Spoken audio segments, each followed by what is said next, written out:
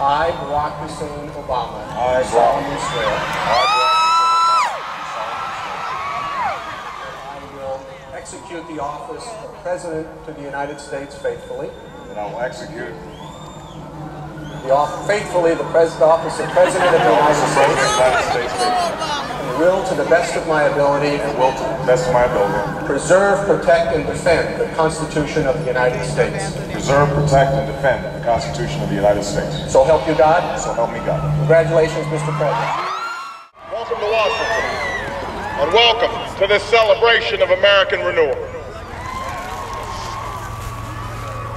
In the course of our history, only a handful of generations have been asked to confront challenges as serious as the ones we face right now.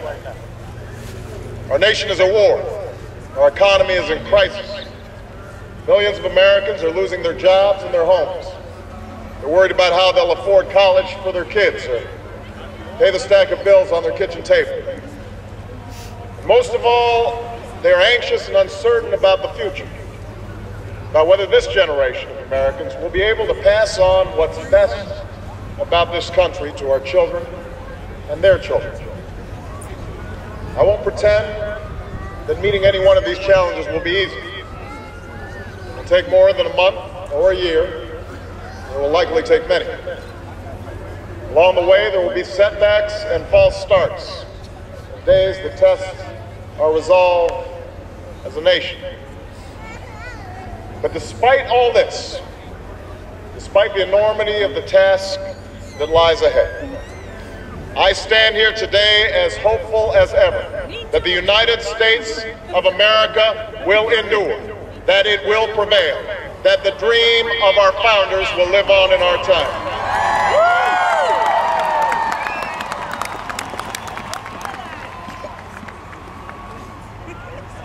What gives me hope is what I see when I look out across this mall. For in these monuments are chiseled those unlikely stories that affirm our unyielding faith. A faith that anything is possible in America. Rising before us stands a memorial to a man who led a small band of farmers and shopkeepers in revolution against the army of an empire, all for the sake of an idea. On the ground below is a tribute to a generation that withstood war and depression. Men and women like my grandparents who toiled on bomber assembly lines and marched across Europe to free the world from tyranny's grasp.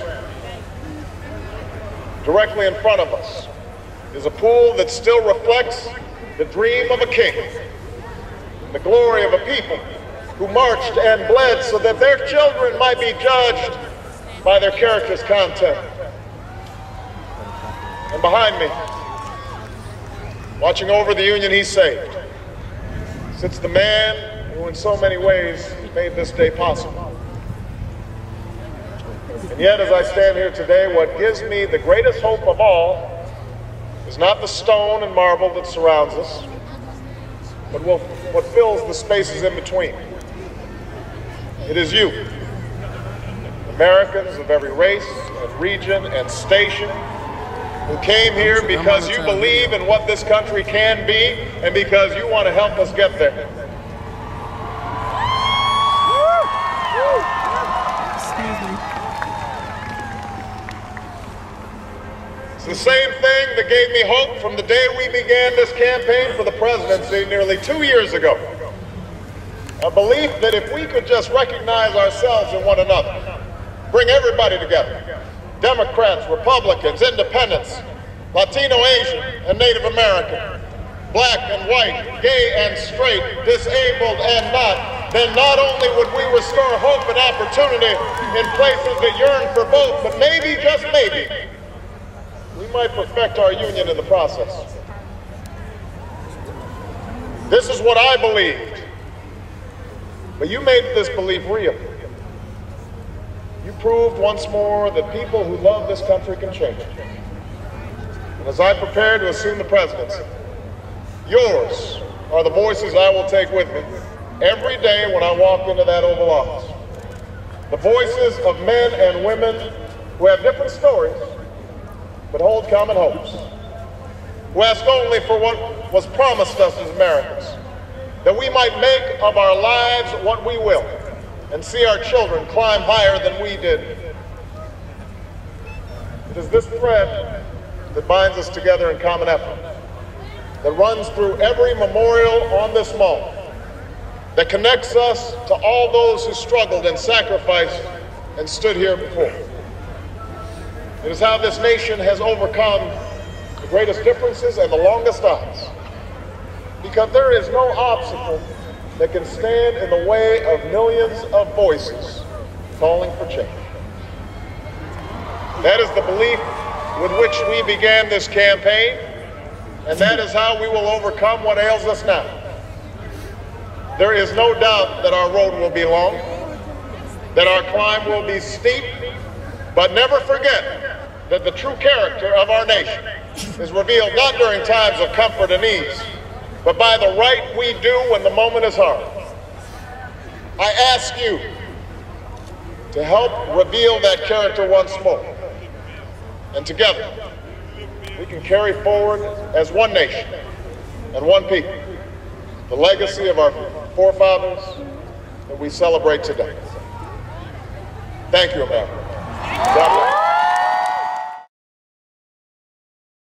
I know having Barack Obama as the 44th president will be exciting to me. When I first saw him on television, I wanted him to be president. Not just because he's black, because I know he can change the world. He will have a lot of security guards because some people don't like him and because he's black. That's why I know Obama is black. We love Barack Obama. He is the 44th president. He has more security guards because he is black. The people was selling Obama keychains, t-shirts, and Obama pins. I'm excited that he is in that White House. Obama is the first black president of the United States of America. He is the 44th president. I have had a great time in Virginia and Washington, D.C. so far. Barack Obama will make a lot of changes, and I know he will.